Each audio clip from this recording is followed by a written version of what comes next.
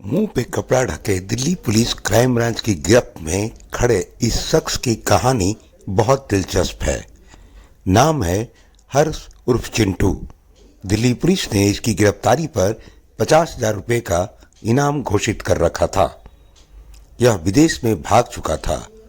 क्या है इसकी पूरी कहानी, क्या है पूरा मामला, जानिए दिल्ली पुलिस क्राइम ब्रांच के एडिशनल सीपी संजय भाटिया से। क्राइम ब्रांच की एनडीआर की टीम ने एक बहुत ही अच्छा काम किया है, जिसमें हम सभी जानते हैं कि फरवरी के महीने में एक डबल मर्डर हुआ था नजफगढ़ के सैलून में। उसमें दिन दहाड़े गोली मारी गई थी पॉइंट ब्लैंक रेंज से और 2 लड़कों का मर्डर कर दिया गया था।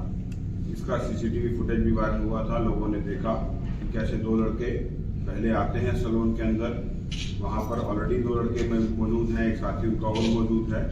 बातचीत होती है, कुछ आपस में इनकी बहस होती है और फिर ये 2 लड़के चले जाते हैं और वापस आते हैं हथियारों के साथ और गोली मारकर 2 लोगों को मौत के घाट उतार देते हैं। मुकदमा यह है कि 9 फरवरी को नजफगढ़ में एक सैलून के अंदर, सीजर नाम के सैलून के अंदर आशीष और सोनू नाम के 2 लड़कों का मर्डर हो जाता है और इनका एक साथी नीरज जो बाहर खड़ा था, बाद में उसके बयान पर एक मर्डर का केस दर्ज हुआ, आमजद का केस दर्ज हुआ, इन्वेस्टिगेशन शुरू कर दी जाती है।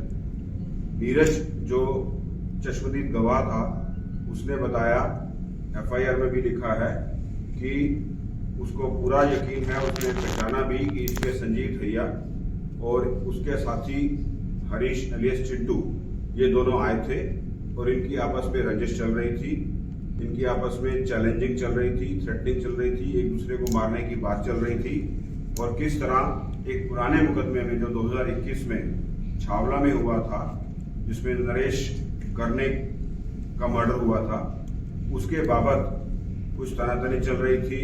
ये लोग जेल में भी थे और आपस में एक दूसरे को मरने मारने पर उतारू हो रहे थे। तो ऐसे में नीरज के बयान पर जब केस दर्ज हुआ तो उसमें पता चला कि संजीव और हरीश चिंटू ये दोनों इस घटना में शामिल हैं और इन दोनों ने ही इस घटना को अंजाम दिया है। वेपन लेके आए हैं और इस पे एक्शन किया है। तो जब ये फरवरी में घटना घटित हुई, सभी टीमें दिल्ली पुलिस की काम करना शुरू कर दी। हम जानते हैं कि किस तरह टास्किंग होती है और सभी यूनिट्स दिल्ली पुलिस की, कोई भी इस तरह का केस होता है तो जुट जाती हैं काम करने में। फील्ड फंक्शनरीज, हमारी फील्ड यूनिट्स जो हैं, डिस्ट्रिक्ट्स की टीम जो हैं या बाकी यूनिट्स की टीम, तो क्राइम ब्रांच को भी टास्किंग हुई, क्राइम ब्रांच को भी काम मिला कि कहा गया, आदेश भी हुए और हम लोग सेल्फ मोटिवेशन सो मोटो भी काम करते हैं। तो हमारी एनडीआर की टीम, जिसको हमारे डीसीपी जो मेरे दाहिनी ओर बैठे हैं संजय सैन सुपरवाइज करते हैं एनडीआर की टीम को, और उसको एसीपी उमेश बर्थवाल सुपरवाइज करते हैं, लीड करते हैं, और उनके साथी इंस्पेक्टर राकेश कुमार और उनके साथ उनकी टीम के member SI Amit Grewal, SI Anuj, Narendra Godara, ASI Vikas, ASI Ravinder Kripal, head constable Sukhbir, Rahul Jaspal, आप सिंह, इरशाद, नाहन जी, कमल गोदारा, रविंदर और सत्यवान, और हमारी एक लेडी कांस्टेबल रीना जो आप देख सकते हैं सबसे दाहिनी ओर खड़ी है।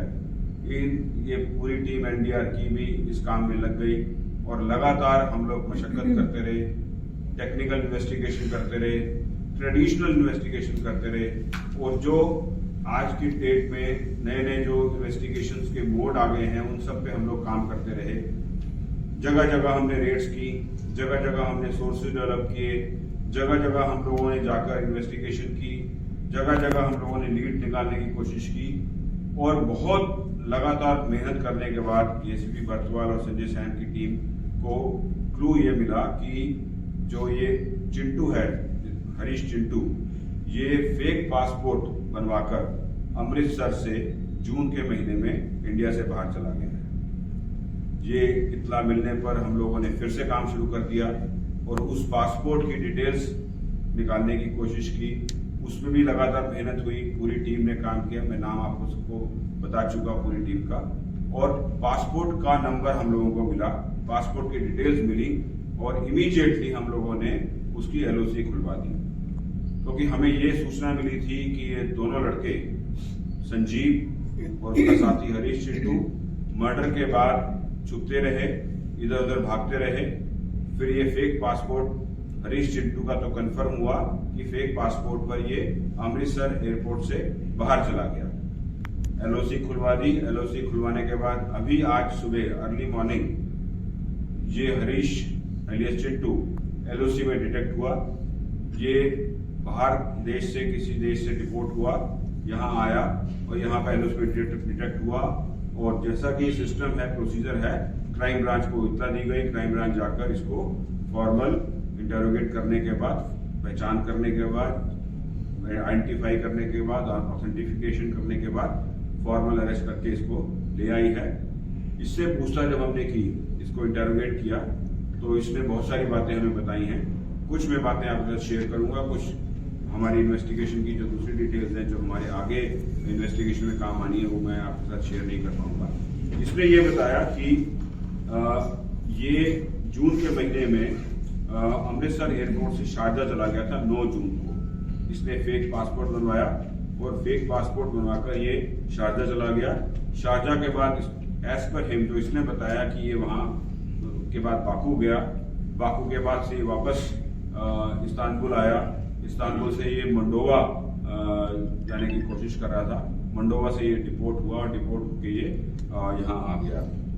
इसने हमारे को ये भी बताया कि मेन रंजिश, जो पुरानी रंजिश हम सभी जानते हैं कि जब नरेश करने जो फाइनेंसिंग का काम करता था, जब उसका मर्डर हुआ 2021 में, जिसमें नीरज का साथी एक जो है वो उसमें इन्वॉल्व था, संजीव का साथी नीरज एक इन्वॉल्व था। नीरज जो है उस टाइम पर प्रेजेंट भी था, वो शामिल भी था। और उसके बाद संजीव के साथी होने के साथ साथ सभी का भी ये साथी था। आपस में दोनों ये सारे के सारे एक ही ग्रुप में थे।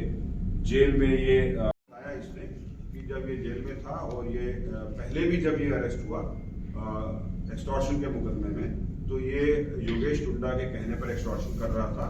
और योगेश टुंडा हम सभी जानते हैं कि उसके एफिलिएटेड जो ग्रुप है कपिल कल्लू, दीपक बॉक्सर, गोगी, उनके साथ शामिल है।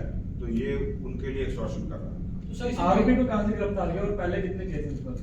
आरोपी को भी बताया कि एलओसी में एयरपोर्ट पे ये डिटेक्ट हुआ।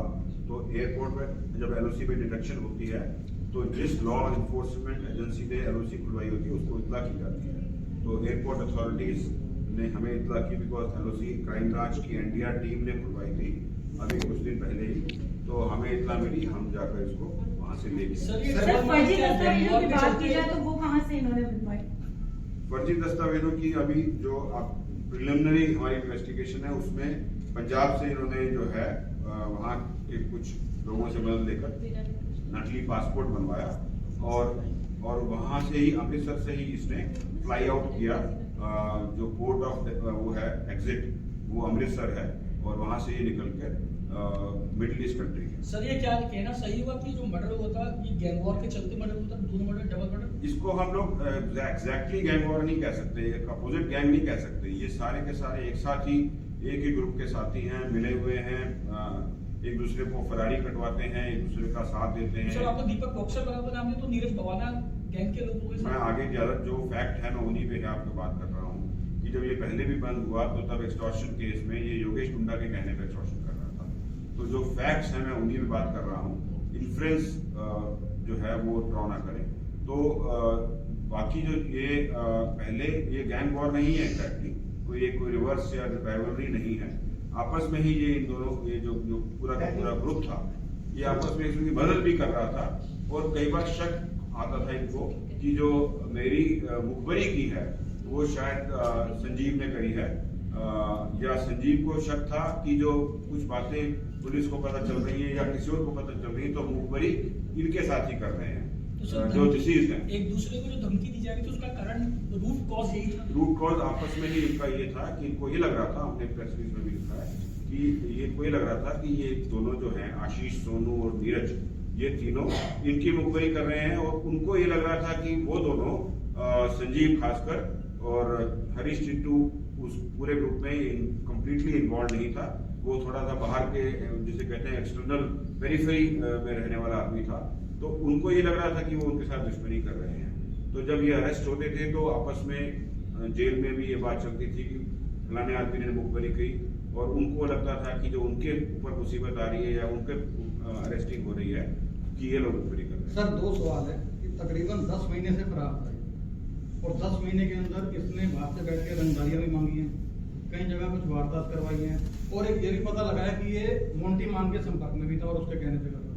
लवली, ये इस अभी तक किसी भी मुकदमे में ऐसा नहीं आया है कि हरीश चिंटू रंगदारी कर रहा था या किसी को एक्सटॉर्शन कर रहा था।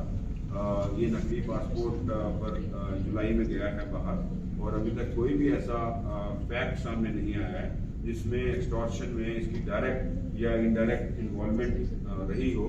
लेकिन हाँ, ये मुकदमे जो हैं उसमें हम लोग चेक करेंगे। आज इसको लेके आए हैं और ये देखेंगे जो नाम आप ले रहे हैं वो उस नाम को उस नाम के नाम पर रंगदारी के केसेस हुए हैं। कि मोंटी मान के कहने पर कॉल्स हुई हैं। वो वेरिफिकेशन की बात है, मतलब वो हम लोग पुख्ता तौर से नहीं कह सकते, बिकॉज हम सभी जानते हैं कि एक्सटॉर्शन की कॉल्स कई बार फेक भी निकल रही हैं। बहुत सारी कॉल्स हैं। सैलून वाले केस को दिल्ली पुलिस की कई टीमें बड़ी सरगर्मी से तलाश कर रही थी, तो क्या पिछले 8-10 महीने से पहले से पता था कि इस जगह पर है, यहाँ है? हमारे पास जो इतला थी कि ये कहाँ हो सकता है, कहाँ जा सकता है, और जो भी लीड्स थी, जो भी गैंगस्टर्स के साथ ये एफिलिएटेड रहा, कनेक्टेड रहा, उन पर वॉच रखने वाली बात थी। और जितने भी हमारे तरीके हैं पुलिस के जो हम शेयर नहीं कर सकते, उस पर काम चल रहा था। हमारी टीम खासकर एनडीआर की रिलेंटलेसली जिसे कहते हैं, बगैर रुके, बगैर थमे, बगैर सांस लिए लगातार काम करती जा रही थी। और ये था कि इन दोनों को, बिकॉज ये मुकदमा पेंडिंग था, वर्कआउट नहीं हुआ था, नजफगढ़ का डबल मर्डर केस था, इम्पोर्टेंट था पुलिस के लिए, हमने वर्कआउट किया। 8 फरवरी 2024 को किस मुकदमे में क्या से बाहर आए थे? ये पहले पुराना एक्सटॉर्शन का मुकदमा था जिसमें ये बंद हुआ था।